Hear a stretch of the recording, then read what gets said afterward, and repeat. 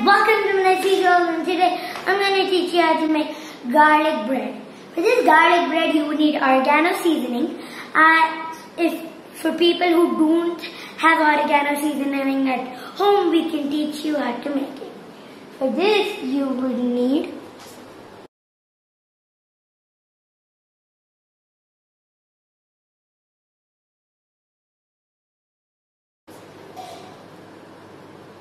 you would 1 tablespoon salt, 1 tablespoon black pepper,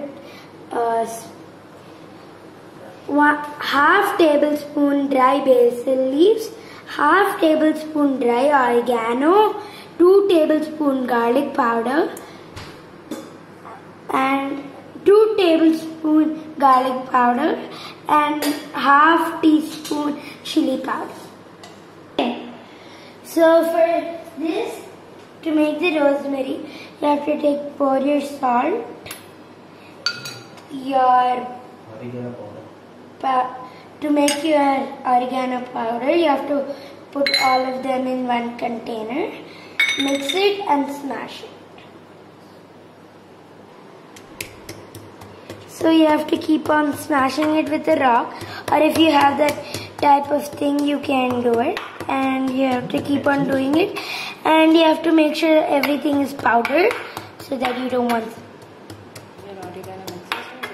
Now your oregano mix is ready. Start.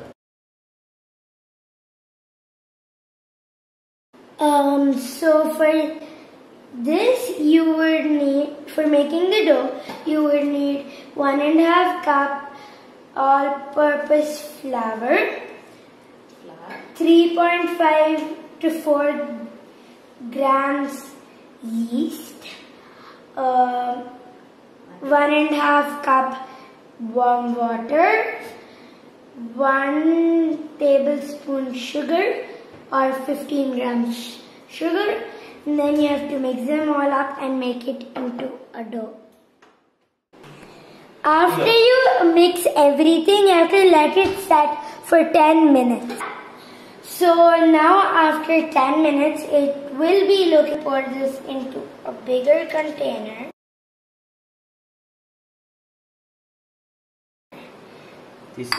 Then I'm going to add some oil. Then I'm going to add some ghee, butter. Then I'm going to add some oregano seasoning that we made the first. Then we have to add some salt, and then we have to add some ginger, and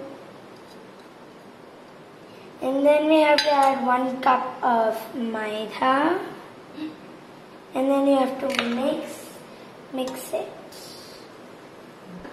So now you have to keep on adding another cup of flour, but this time you shouldn't add all of it at once. You have to add it in 3 batches, which I will do.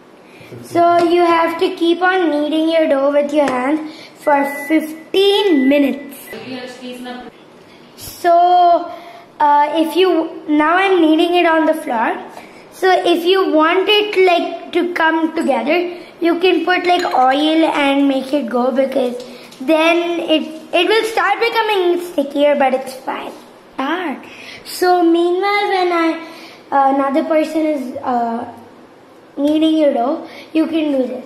So you have to take a tin that you will put your dough in for 24 hours, because you want it to be nice and yummy.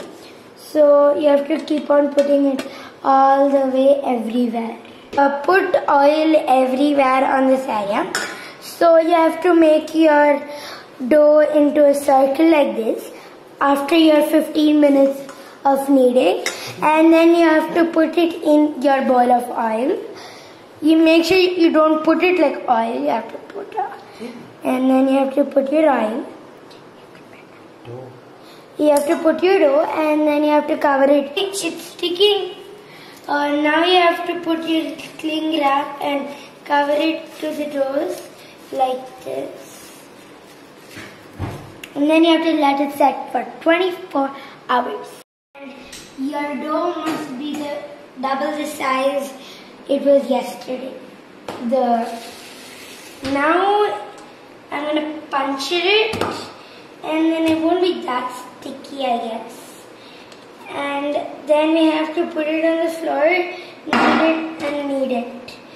And if you can smell it, it will not be smelling like that yeast and that type of stuff. Now after you knead it, don't knead it too much because you don't want it to be sticking. Cut it into 2 to 4 parts by this size. Fold it, and then after you cut it, you have to make it into rounds like this. Fold it, take it into your hand. Fold it, take it into your hand. After that, you have to add some flour onto your dough, and then roll the flour onto all the sides, and then do it for all your doughs. So now you have to put some cling wrap onto the balls and let it set for 10 minutes. So now you have to preheat your oven at 180 degrees for 15 minutes. While your oven is preheating and your dough is setting, you have to take some melted butter and apply it onto your tray. 8 minutes, starting now. After you buttered your whole pan, you have to take your oregano seasoning and sprinkle a lot on your tray. After your 10 minutes of your dough setting, take one of your ball and flatten it on corn flour. I am doing it on Maida, so flatten it on corn flour and make sure the corn flour goes only on one side because you don't want it to be on the other side. So after you flatten it on your corn flour, you have to fold it into a semicircle. So after you make it into a semicircle, dust off the extra corn flour and do the same with the other side. Then put your dough onto the tray of where you put your seasoning and butter. Then cut it like this. Don't cut all the way through. You cut yours into breadsticks. You have to take some butter and apply it. So after you cut your breadsticks and add the butter, you have to add your seasoning on top of the. So after you add your seasoning, you have to put the tray into the oven for 180 degrees for 5 to 6 minutes. After that, you have to put your oven at 240 degrees for 8 minutes. After you take out your garlic bread out of the oven, it will look like this. Now, try your garlic bread. Yummy.